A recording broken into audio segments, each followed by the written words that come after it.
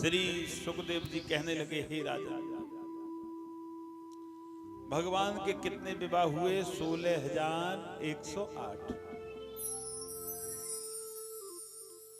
16,108 भगवान के विवाहों का आनंद कम मिलता है जब आनंद कंद भगवान से हमारा प्रेम जुड़ जाता है। और जब तक आनंद कंद भगवान से हमारा प्रेम जुड़ता नहीं है, जब तक हमें आनंद मिलता नहीं है। ठाकुर जी की असीम कृपा से, ठाकुर जी की असीम लीला से हमें आनंद की प्राप्ति होती है। आज मेरे गोविंद द्वारकापुरी में रहने लगे। अब हम कथा आगे की ओर कहेंगे। हम आगे की कथा में प्रस्थान करेंगे और आगे की कथा का वृत्तांत यह है कि भगवान श्री कृष्ण के 16,108 विवाह हुए। समय व्यतीत होता गया और जब समय व्यतीत हुआ, रुक्मिणी से और सबसे पहले पुत्र हुए। उसकी कथा जब आप लोग सुनेंगे तो आपको कथा का आनंद प्राप्त होगा। क्यों? क्योंकि हम आनंद कंद भगवान श्री कृष्ण की कथा का पान कर रहे हैं। जिस आनंद कंद गोविंद की कथा का हम लोग पान करते हैं तो हमें आनंद की प्राप्ति होती है, ठाकुर जी की कृपा होती है। और जब ठाकुर जी की कृपा होती है तो जीवन का सुख हमें श्रीमद् भागवत कथा में मिल जाता है। बोली वृंदावन बिहारी लाल की। श्री सुखदेव जी कहने लगे कि हे राजा, रुक्मिणी के सबसे बड़े पुत्र हुए प्रहदमनु। और जब प्रहदमनु हुए, आनंद बरसने लगा। और जब आनंद बरसने लगा, प्रहदमनु के होते ही समय व्यतीत होता गया। श्री सुखदेव जी कहने लगे कि जब इतनी कथा चली रही थी, राजा परीक्षित कहने लगे कि प्रभु मैं ये पूछना चाहता हूं कि प्रभु के कितनी संतान हुई, उस कथा को मुझे और बताइए। मैं सुनने के लिए और अपने मन के अंदर इच्छा प्रकट कर रहा हूं। बोली वृंदावन बिहारी लाल का। श्री सुखदेव जी कहने लगे, राजन कि हाँ, भगवान के विवाह हुए हैं 16,108 और एक एक रानी से 10-10 पुत्रों का जन्म हुआ। हर एक रानी से 10 पुत्र हुए। ध्यान से सुने, हर एक रानी से 10 पुत्रों का जन्म हुआ। तो भगवान के सारे पुत्र कितने हुए? 1,61,080 पुत्रों का जन्म हुआ। बोली वृंदावन बिहारी लाल की जय। लेकिन सबसे बड़े कौन है? प्रहदमनु।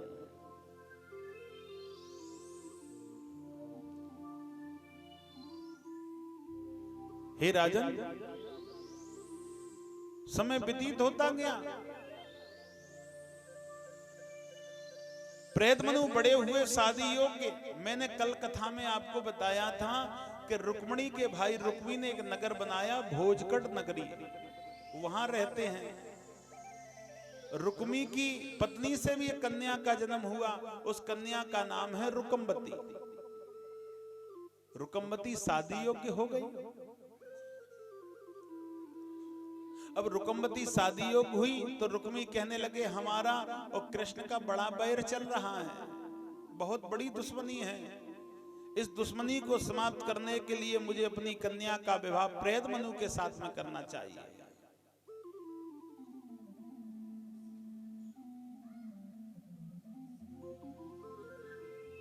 कन्या का विवाह करने के लिए प्रहदमनु के पास में पहुंचे और आज कहने लगे कि हम और हे कृष्ण, प्रहदमनु के साथ में और विवाह करना चाहते हैं। कृष्ण नहीं बोले। और जब कृष्ण भगवान नहीं बोले, कहने लगे तुम बलदेव जी से बात कीजिए। और जब बलदेव के पास में पहुंचे और कहने लगे, हे बलदेव जी, मैं और विवाह करना चाहता हूं। किसका? अपनी कन्या रुकमवती का विवाह करना चाहता हूं।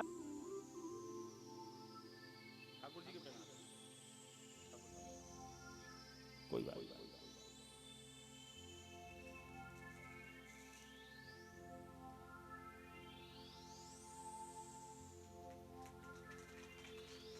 चंदन लगा देना बच्चे के। बोली वृंदावन बिहारी लाल की। कहने लगे कि आप बलदेव जी से बात कीजिए। बलदेव जी के पास में पहुंचे।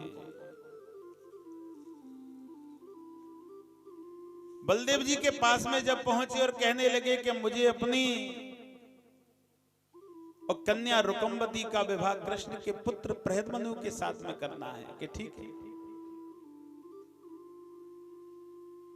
और आज इतना सब कुछ चल ही रहा था। आज विवाह तय हो गया और जब विवाह तय हो गया तो आज बारात की तैयारी करने लगे और बारात की तैयारी चल रही है। भगवान श्री कृष्ण बैठे हुए हैं अपने महल में। भगवान कृष्ण बैठे हुए हैं अपने महल में। बलदेव जी कहने लगे पुत्र का विवाह है, तुम नहीं चल रहे बारात में। भगवान कृष्ण कहने लगे ऐसे पापी के दरवाजे पे हम नहीं जाते। ऐसे पापी के दरवाजे पे तुम नहीं जाते कि हाँ तुम चले जाओ, भतीजे की शादी करके लाओ। बलदेव जी पहुंचे, बड़ा सम्मान हुआ बारात का। लेकिन आप जानते हैं बुराइयां करने वाले बहुत हैं। जब तक अच्छे व्यक्ति की बुराई नहीं होती तो उसके अंदर क्या निखार नहीं आता है। वस्त्र को कब धोया जाता है? जब वो गंदा हो जाता है। साफ वस्त्र को हम लोग क्यों धोएंगे? जो व्यक्ति पहले से ही साफ है उसकी क्या धुलाई करना। जब तक प्राणी की बुराइयां नहीं होती, जब तक निखार नहीं आता। बोली वृंदावन बिहारी लाल की। आज उस विवाह में कलिंग देश के राजा भी आए। उनका उद्देश्य ये था कि बलदेव जी आए हैं अकेले और बलदेव और रुक्मी में दोनों में हम झगड़ा कराना चाहते हैं। आज आए और कहने लगे रुक्मी आप एक काम कीजिए, बलदेव जी आए हैं अकेले, उनसे चौपट मतलब जुआ खेलिए। कहने लगे हमने तो विवाह करने के लिए शांति के लिए विवाह किया, आप के नहीं नहीं खेलो। खेलने लगे, बलदेव जी जीत जाते हैं। कलिंग देश के राजा हंसते हैं, तुम जुआ का खेल कहां से सीख के आए? तुम तो गऊओं को चराना जानते हैं, माखन चुराना जानते हैं। बलदेव जी को क्रोध आया। कलिंग देश के राजा के मुखारबिंद में मुष्टिका मारी, उनका सारे 32 दांत तोड़ दिए। रुक्मी दौड़े, रुक्मी के सिर में जोर से गदा मार दी। रुक्मी समाप्त हो गए और रुकमवती का विवाह करके आज और भगवान पहुंचे। द्वारकापुरी के दरवाजे पे बारात बिल्कुल सुस्त, न कोई किसी से हंसता है न कोई किसी से बोलता है। भगवान कृष्ण कहने लगे जब बारात लौटती है तो हंसी का माहौल होता है। कन्या को विवाह करके लाते हैं ना तो बड़े हंसते हैं, नाचते हैं, झूमते हैं, लेकिन यहाँ सुस्ती क्यों है? दरवाजे पे खड़े रुक्मणी भी खड़ी हैं, कृष्ण भी महल के दरवाजे पे। बलदेव जी कहने लगे लाला हमसे बड़ी गलती है गई। कि कौन सी भैया? कि हम तुम्हारे साले को मारे आए। भगवान ने मन में तो कही ये बहुत अच्छा किया, लेकिन पत्नी की डर की वजह से कहने लगे न तो बोले अच्छा किया न ये कहा कि तुमने बुरा किया, शांत हो गए। भगवान ने सोचा अगर हमने ये कह दी कि अच्छा किया, रुक्मणी के भाई नाराज हो जाएंगी। अगर हमने ये कहा कि बुरा किया तो बड़े भैया हैं नाराज हो जाएंगे। भगवान शांत हो गए। बोली वृंदावन बिहारी लाल की जय। शांति से क्या मिलता है? सत्य। और सत्य कौन है? परमात्मा। सत्य की पत्नी है शांति। जहां शांति रहती है हृदय में, घर में, मन में, उस जगह परमात्मा का वास होता है। एक बात कहें, शांति बिना सत्य नहीं होता। सत्य परमात्मा है, उनकी पत्नी है शांति। शांति को आप बुलाओगे तो सत्य को आना ही पड़ेगा। हमारे घर में धन तो आता है लेकिन खर्च जल्दी हो जाता है। हमारे पति बहुत पैसा कमाते हैं, महीने के लास्ट तक ऐसी तंगी आती है कि लास्ट तक 1 रुपया नहीं बचता, दूसरे से मांगना पड़ता है। हम दिन रात मेहनत करते हैं लेकिन घर की पूर्ति नहीं होती जा रही, कर्जा भी बढ़ रहा है, परेशानी भी आ रही है, बहुत प्रयास कर रहे हैं लेकिन क्या करें, पैसा इकट्ठा नहीं हो सकता। तो हे मेरे प्रिय भक्तों, आप विशेष ध्यान रखिए कि उस परिवार के अंदर परमात्मा नहीं है तो वहां धन नहीं है। परमात्मा के साथ में आती है लक्ष्मी, लेकिन लक्ष्मी आएगी कैसे? लक्ष्मी को आप कितना भी बुलाओ, बुलाने से नहीं आएगी। अच्छा एक बात बताइए, अगर तुम हमको बुलाएंगे घर चलिए महाराज जी, लेकिन हमारे लिए आसन डालना पड़ेगा, अगर आसन नहीं होगा तो हम कहाँ बैठेंगे, लौट आएंगे। लक्ष्मी का आसन क्या है? तहां सुमति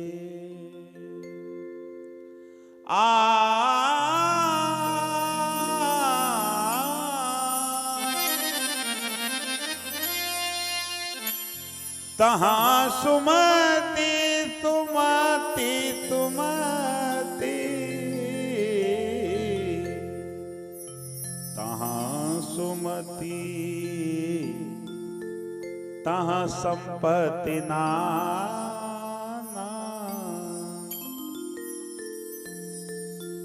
तहां सुमति तहां संपत्ति नाना,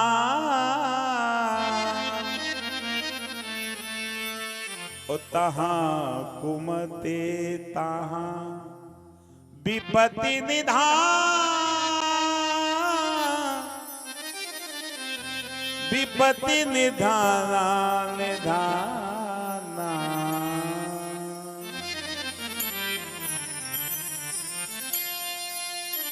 जिस घर में सुमति होती है, सुमति किसे कहते हैं? शांति को। जिस घर के अंदर एक व्यक्ति का मन सबका एक होता है, सबके अंदर प्रेम होता है, सबके अंदर शांति होती है, सुनने की क्षमता होती है, उस घर में रहता है सत्य, और सत्य के साथ में आती है लक्ष्मी। बोली वृंदावन बिहारी लाल की। जिस घर में उठते ही झगड़ा, सोते ही झगड़ा, खाते ही झगड़ा, पीते ही झगड़ा, बैठे 2 मिनट में झगड़ा, किसी का मन किसी से नहीं मिल रहा है, बच्चे का मन माँ बाप से नहीं मिल रहा है, माँ बाप का मन बच्चे से नहीं मिल रहा है, पत्नी का मन पति से नहीं मिल रहा है, पति का मन पत्नी से नहीं मिल रहा है, देवरानी का मन जेठानी से नहीं मिल रहा है, जेठानी का मन देवरानी से नहीं मिल रहा है। कहाँ होगी वह लक्ष्मी? तहां कुमत तहां, तहां सुमत तहां संपत नाना, और तहां कुमत तहां विपत निदाना। जिस घर में कुमति होती है उस घर में विपत्ति होती है, परेशानी आती है।